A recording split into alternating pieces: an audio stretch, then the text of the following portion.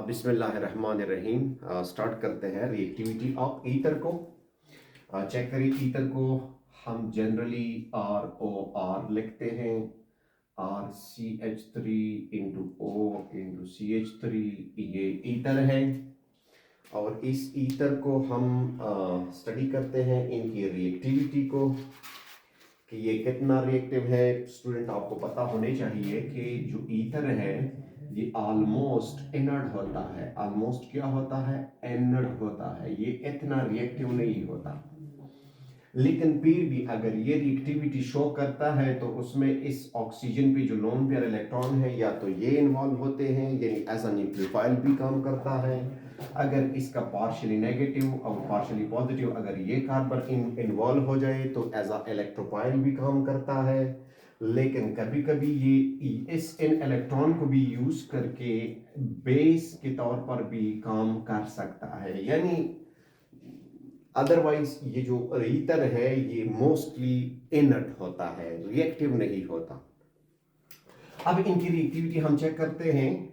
अगर ईथर को हम CH3 CH2 into O CH2 into CH3 इसको हम ट्रीट करें किसके साथ? HOSO3H के साथ, यानी H2SO4 के साथ। कौन सा H2SO4 है?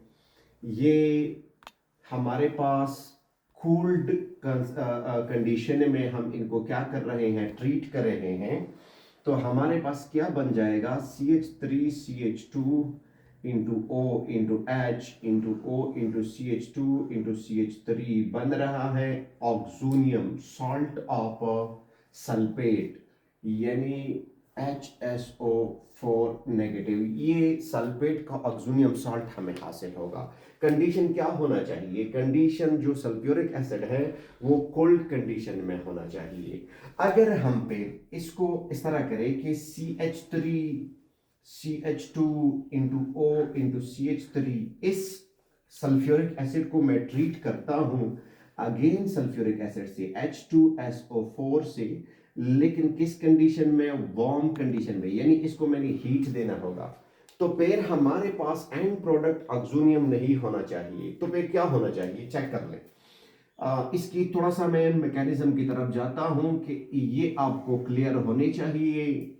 अगर हमारे पास CH3 CH2 into O into CH3 ये एक ईथर है, ये अटैक करेगा प्रोटॉन पे, क्योंकि ये प्रोटॉन कौन दे रहा है? सल्फ्यूरिक एसिड से आ रहा है।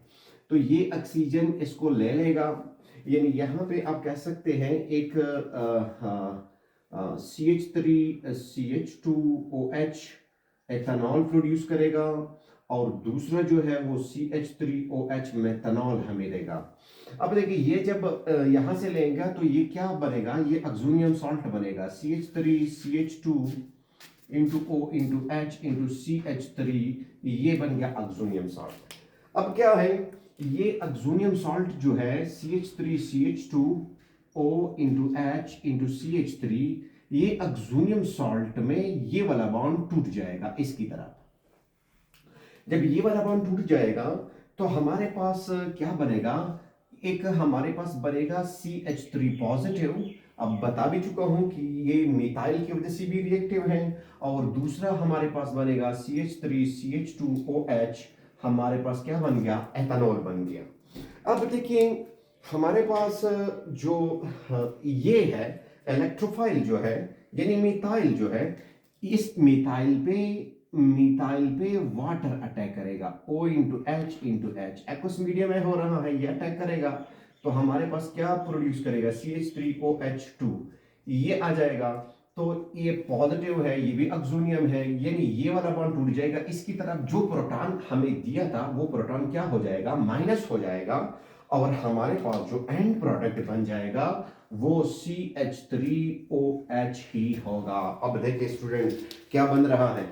एक साइड पे हमारे पास इथेनॉल बन गया और दूसरी साइड पे हमारे पास क्या बन रहा है? मेथनॉल बन रहा है। तो अब कह सकते हैं कि कोल्ड कंडीशन में हमारे पास ऑक्सोनियम सॉल्ट बन रहा है, लेकिन वार्म कंडीशन में हमारे पास क्या बन रहा है? 2 मोल ऑफ अल्कोहल बन रहा है। 2 mole of alcohol, 2 mole of alcohol ही बन रहा है। 2 मोल ऑफ अल्कोहल ही बन रहा है, यानी 2 मोल अल्कोहल ही दे रहे हैं। अब नेक्स्ट है, अगर यही alcohol CH3 CH2 into O into CH3, इसको हम ट्रीट करें HI के साथ, ये भी कंडीशनली डिपेंड करता है कंडीशन पे। अगर हमने इसको कोल्ड कंडीशन पे इसको हमने रखा, यानी कोल्ड कंडीशन है, हमने हीट नहीं दी, तो हमारे पास क्या बनेगा, CH3 CH2 into O into H into CH3, ये हमारे पास यानी salt of oxonium salt of iodide, यानी आयोडीन का ऑक्सोनियम सॉल्ट बनेगा। लेकिन अगर इस रिएक्शन के लिए हम अगेन कंडीशन चेंज करें, CH3 CH2O CH3 plus HI, इनके साथ अगर हम इनको ट्रीट करें तो आप चेक करो, इसकी जो लोन पेयर इलेक्ट्रॉन है ये अटैक करेंगे किसके, प्रोटॉन पे अटैक करेंगे, ये पार्शियली नेगेटिव ये पार्शियली पॉजिटिव, तो हमारे पास क्या बनेगा, CH3 CH2 into O into H into CH3, ये हमारे पास बनेगा ऑक्सोनियम सॉल्ट बनेगा। लेकिन ये वाला बॉन्ड टूट जाएगा इसकी तरफ। अब चेक करें, ये बॉन्ड टूट रहा है किसकी तरफ, ऑक्सीजन की तरफ। मैं दोबारा लेकर आऊं, ये चेक करें, CH3 CH2 into O into H into CH3 बन रहा है, ये बॉन्ड टूट रहा है इसकी तरफ, ये हो गया पॉजिटिव। अभी आप कहेंगे कि सर ये वाला बॉन्ड क्यों नहीं टूटता, ये वाला बॉन्ड क्यों नहीं टूटता, ये वाला जो ऑक्सीजन कार्बन का ये वाला है ये भी पॉजिटिव है। तो आप याद रखें कि आयोडीन उस कार्बन पे अटैक करेगा जहां पे नंबर ऑफ कार्बन कम हो, यानी जो ईथर है जिस साइड से नंबर ऑफ कार्बन कम हो, जिस साइड से नंबर ऑफ कार्बन कम हो, न्यूक्लियोफाइल उसी ही रीजन से अटैक करेगा। तो हमारे पास क्या रिजल्ट बना, CH3 CH2 OH, एक तो ये बना बिल्कुल, लेकिन एक CH3 पॉजिटिव बना जिस पर आयोडीन अटैक करेगा, हमारे पास क्या बनेगा, CH3I बनेगा, that is called alkyl halide. यानी इसका मेरा कहने का मतलब ये था कि अगर हमारे पास अल्कोहल जो है, सॉरी ईथर जो है, ईथर पे अगर हाइड्रोजन आयोडाइड रिएक्शन करे, यानी इनके साथ मिले, एक तो रिजल्ट में अल्कोहल बनेगा और दूसरा जो है रिजल्ट में हमारे पास अल्काइल हैलाइड बनेगा, अल्काइल हैलाइड बनेगा। लेकिन ये कौन सी कंडीशन में, ये तब अटैक करेगा, यानी ये तब ये दोनों जो अल्कोहल अल्काइल हैलाइड देगा जब हम वार्म कंडीशन में इसको क्या करें, ट्रीट करें। तो इसी तरह ईथर किसके साथ, अगर एसिड हैलाइड के साथ रिएक्शन करें, अगर ईथर ROR जो है किसके साथ, CH3 C double bond O into Cl, इनके साथ रिएक्शन करें, तो हमारे पास क्या बना, R into C double bond O into OCH3, क्या बन रहा है, एसिड, सॉरी एस्टर बनेगा, क्या बनेगा, एस्टर बनेगा अगर एसिड हैलाइड के साथ ईथर रिएक्शन करे।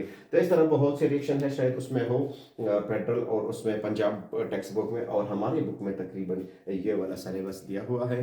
तो स्टूडेंट ये बिल्कुल आपने नोट करना होगा कि रिएक्शन कंडीशन को आपने सीखना होगा कि ईथर अगर कूल्ड कंडीशन में रिएक्शन करे तो ऑलमोस्ट ऑक्सोनियम सॉल्ट बनेंगे, अगर ये वार्म कंडीशन में इनके साथ रिएक्शन शो करे तो हमारे पास या तो अल्कोहल बनेंगे या तो अल्काइल हैलाइड बनेंगे, depend upon condition. Thank you.